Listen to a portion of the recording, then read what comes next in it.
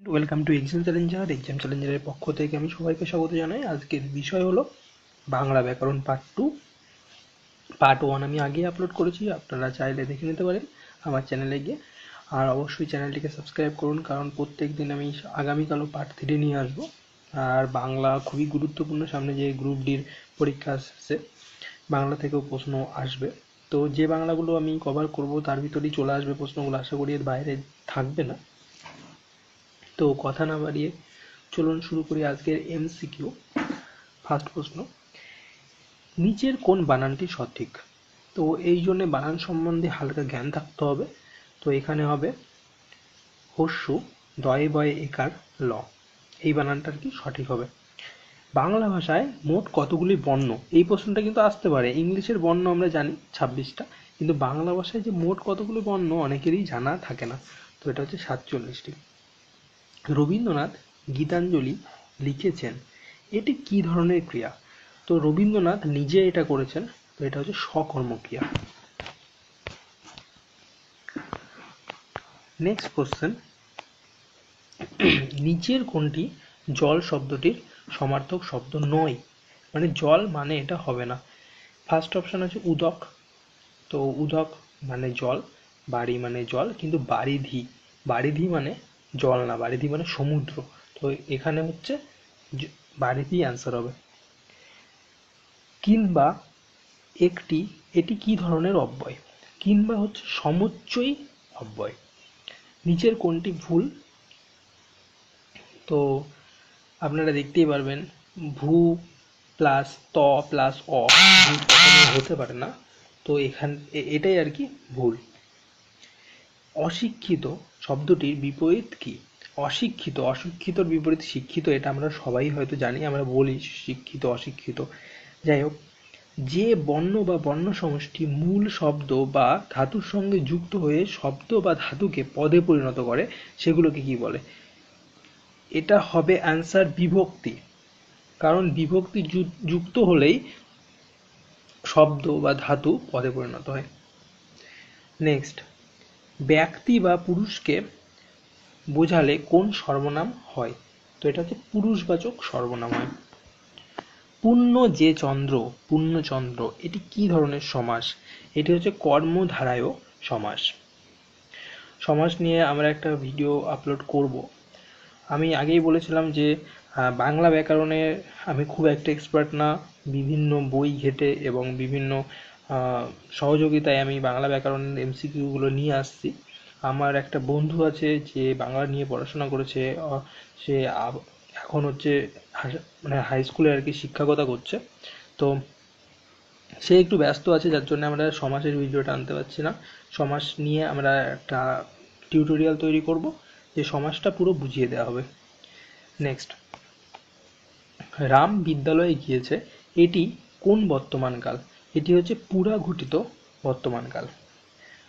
আমার কথা শোন, এটি কি ধরনের বাক্য? এটা হচ্ছে সরল বাক্য, এর ভিতরে কোনো জটিলতা নেই। আমার কথা শোন, তো এই ক্ষেত্রে সরল বাক্য হবে। যদি জটিল বাক্য অনেক ক্ষেত্রে হয়, আমি পরে আলোচনা করে দেবো। যাই হোক, মোচন শব্দটির পদান্তর হলো মোচন। মানে যদি আপনারা এইভাবে ধরেন যে কোনো পাতা মোচন হয়ে যাচ্ছে, তো সেখান থেকে অর্থাৎ মুক্ত হয়ে যাচ্ছে।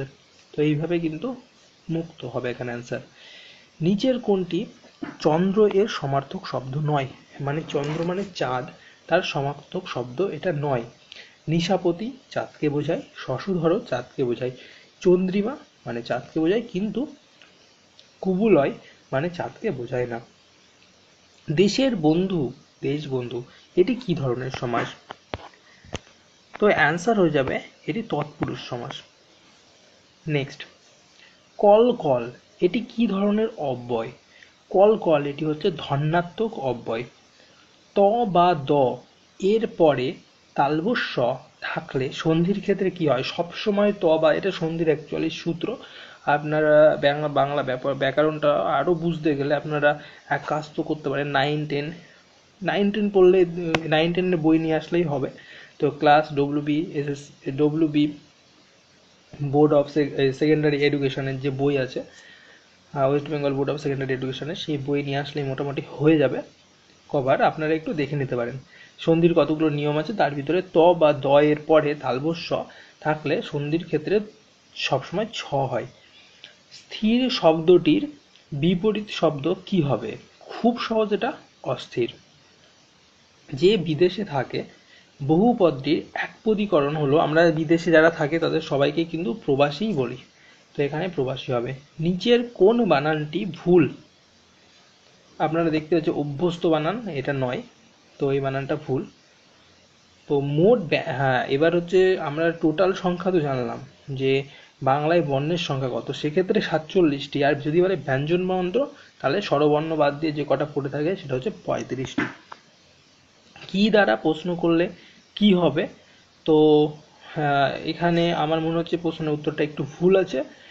কি দ্বারা প্রশ্ন যদি আমরা করি, যে যদি আমরা ধরে নিই যে রহিম আপেল খায়, তো রহিম কি খায়, এরকমভাবে যদি প্রশ্ন করি তো তখন কিন্তু কর্মকারক হয়।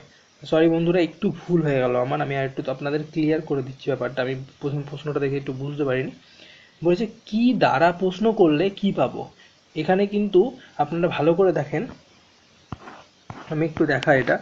এখানে আছে কি দ্বারা, কি দ্বারা, এখানে কিন্তু কোটেশন দেয়া আছে কি দ্বারা। এখানে যদি বলতো কি, তারপরে যদি কোটেশন দিয়ে বলতো দ্বারা দিয়ে কি দ্বারা প্রশ্ন করলে তখন কিন্তু কর্মকারক হতো। আমি সেটাই প্রথমে ভেবেছিলাম, যাই হোক কি দ্বারা, তার মানে এখানে কিন্তু করণকারকই হবে, যেটা দাগানো আছে আর কি। তার কারণ যদি বলে যে সে লাঠির সাহায্যে, লাঠির দ্বারা সাপটাকে মারলো, তো লাঠির দ্বারা সেক্ষেত্রে কিন্তু করণকারক হয়ে যাবে। আমি একটু বুঝিয়ে দিই, কর্মকারক তখন হবে যদি বলে শ্যামল আপেল খায়, শ্যামল কি খায়, সেটা যদি প্রশ্ন করা হয় তখন কিন্তু সেটা কর্মকারক হয়ে যাবে। যদি বলে শুধু কি, কি দিয়ে প্রশ্ন করলে আর কি। যাই হোক, সূর্য প্রত্যহ পূর্ব দিকে ওঠে। এবার সূর্য প্রত্যেক দিনই পূর্ব দিকে উঠছে, তো এটি হচ্ছে সমাপিকা ক্রিয়া হবে। উত্তর পদের প্রাধান্য পায় কোন সমাসে? এটা অবশ্যই কর্মধারয় সমাসেই পেয়ে থাকে। বনের পাখি ছিল বনে, রেখাঙ্কিত পদের কারক নির্ণয় করো। তো এখানে আপনারা বুঝতে পারছিলেন, মানে এখানে রেখাঙ্কিতটা বোঝা যাচ্ছে না, যাই হোক বনের তলায় দেওয়া আছে, এটা হচ্ছে অধিকরণ কারক, কারণ বন একটা জায়গা বোঝাচ্ছে। বাক্যের সমাপিকা ক্রিয়া ও অসমাপিকা ক্রিয়া কর্তা পৃথক হলে সমাপিকা ক্রিয়ার কর্তাকে কি বলে? এটা অবশ্যই নিরপেক্ষ বলবে। তো নেক্সট, যে পদ দ্বারা ব্যক্তি, জাতি, স্থান, গুণ, কার্য ইত্যাদিকে বোঝায় তাকে কি পদ বলে? অবশ্যই বিশেষ্য পদ। কারণ সবসময় ব্যক্তি যদি বোঝায় সে স্কুলে যায় বা রাম স্কুলে যায়, রামকে বোঝাচ্ছে এখানে। বা যদি বলা হয় যে কল্যাণীতে ভালো হসপিটাল আছে, তো সেখানে কল্যাণী বোঝাচ্ছে, সেখানে কিন্তু স্থান বোঝাচ্ছে, তো এখানে হচ্ছে বিশেষ্য পদই হবে। নেক্সট, নিচের কোনটি ভুল? সাপ প্লাস্তি কখনোই শান্তি হতে পারে না, আপনারা নিশ্চয়ই বুঝতে পারছেন, তো এটাই ভুল হবে। বাংলা ভাষায় শব্দ গঠনের মূল উপকরণ কয় প্রকার? তো বাংলা ভাষায় শব্দ গঠনের যে মূল উপকরণ সেটা হচ্ছে 4 প্রকার। সংখ্যাবাচক শব্দ কয় প্রকার? সংখ্যাবাচক শব্দ হচ্ছে 3 প্রকার। তো বন্ধুরা, এই ছিল আজকের ব্যাকরণের 30টি প্রশ্ন উত্তর। তো আগামীকাল আমি আরও 30টি প্রশ্ন উত্তর নিয়ে আসবো। আমি বিভিন্ন এমসিকিউ বই, বাংলার এমসিকিউ বই থেকে খুঁজে খুঁজে প্রশ্নগুলো বার করছি, যেগুলো খুবই আসার মতন। সামনের দিনে আমি আরও কিছু ব্যাকরণ প্রশ্ন আনার চেষ্টা করব, যাতে আপনাদের এই প্রশ্নের ভিতর থেকেই কমন চলে আসে। তো আপনারা সাবস্ক্রাইব করবেন, আর অবশ্যই যদি ব্যাকরণের কোথাও ভুল হয় অবশ্যই নিজের মনে করে কমেন্টে জানাবেন। তো আপনাদের কাছে যদি ব্যাকরণের কোনো স্পেশাল কোশ্চেন থেকে থাকে, যে আপনারা যদি মনে করেন যে ব্যাকরণের কোনো কোশ্চেন আসতে পারে, তাহলে কমেন্ট বক্সে আমাকে জানান, আর আমি ইমেল অ্যাড্রেস দিয়ে দেবো, আপনারা প্রশ্ন রেডি করে আমাকে মেল করে দিন, আমি তার নাম সমেত আমার চ্যানেলে সেটাকে পাবলিশ করব। তো ধন্যবাদ সবাইকে, সবাই ভালো থাকবেন, সুখে থাকবেন, নমস্কার।